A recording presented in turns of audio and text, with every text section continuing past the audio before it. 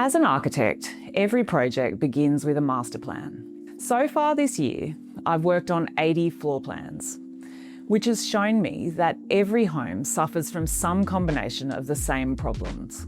It's a confronting perspective because I see so much money and resources being wasted building designs that are so poorly conceived that they don't even support the way you live.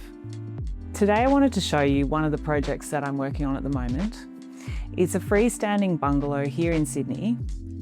It's for a young family and they wanted to see if they can fit all of their needs within the existing envelope.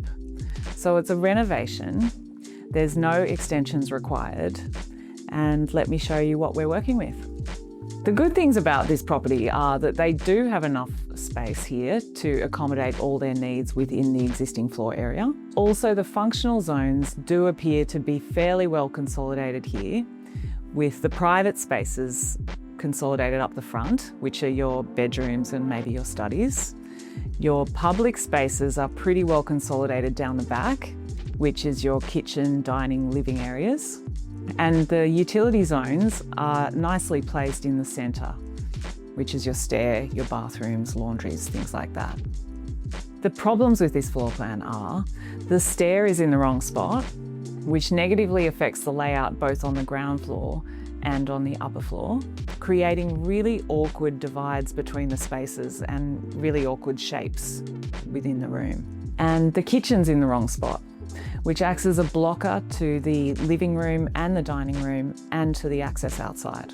And the master bedroom is terribly inefficient, particularly because of the silly walk-in wardrobe. This is a great example of why I say never do a walk-in wardrobe.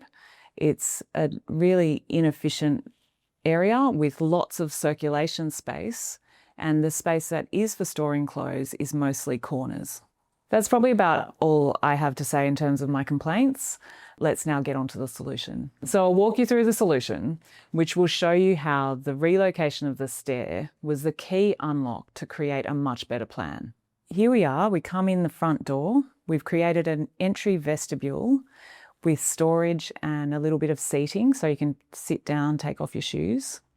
There'll be plenty of light coming in the front door from the north there, so that'll be a lovely light-filled entry. To the left, we have the primary bedroom.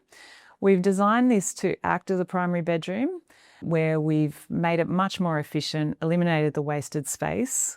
We've provided wardrobing for the robe and a lovely, generous ensuite. This has been designed to function as a master bedroom on this level, but we've also designed an extra master bedroom on the upper level with more generous facilities as an option for the client. So we'll get to that later. To our right, we have the 3 bedrooms consolidated along that side. It's quite nice because they're all fairly equitable and they can all well function as bedrooms, or we've got one of them shown as a study/guest room if the client requires that. To the left-hand side, we've got the stair, which has been relocated a little bit closer to the entry of the house. We've also got the bathroom and a laundry/mudroom. The laundry/mudroom now has a separate entry from the side driveway, which could be handy, and lots of storage in there to support that separate entry point. Then we come through to the main kitchen, dining, living area at the rear. Previously, this space felt very long and skinny, so a little bit uncomfortable in its proportion. So what we've done is we've placed a pantry behind the kitchen there just to bring the kitchen a bit forward so that the room is starting to feel of a better proportion. It's starting to feel a lot more comfortable. We've got a lovely uninterrupted access point to the backyard along the frontage of the kitchen. We've got a large dining setting. There's probably like a 4-metre table there, potentially, if that's what the client wants. And then a lovely, generous living space at the end of the room, which benefits from both the northern aspect and also the view to the backyard and access to the backyard. So that's looking pretty good. Upstairs, we provided a generous primary suite. We've got room here for a lovely walk-in wardrobe, a generous ensuite bathroom, and a very serene, generous primary bedroom. So we also provided a second option that shows essentially the same framework, but how the space could also function as a rumpus room, bathroom, and storage. Because I think the client at the present is in the life phase where they've got very young children and they may feel that they want to be all together on one level.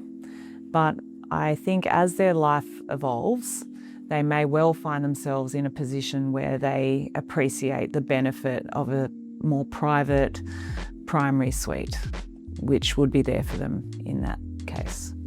I love projects like this because you're dealing with such a finite puzzle, and it's quite satisfying to be able to achieve so much extra value and amenity and delight just by reconfiguring the spaces within the existing footprint.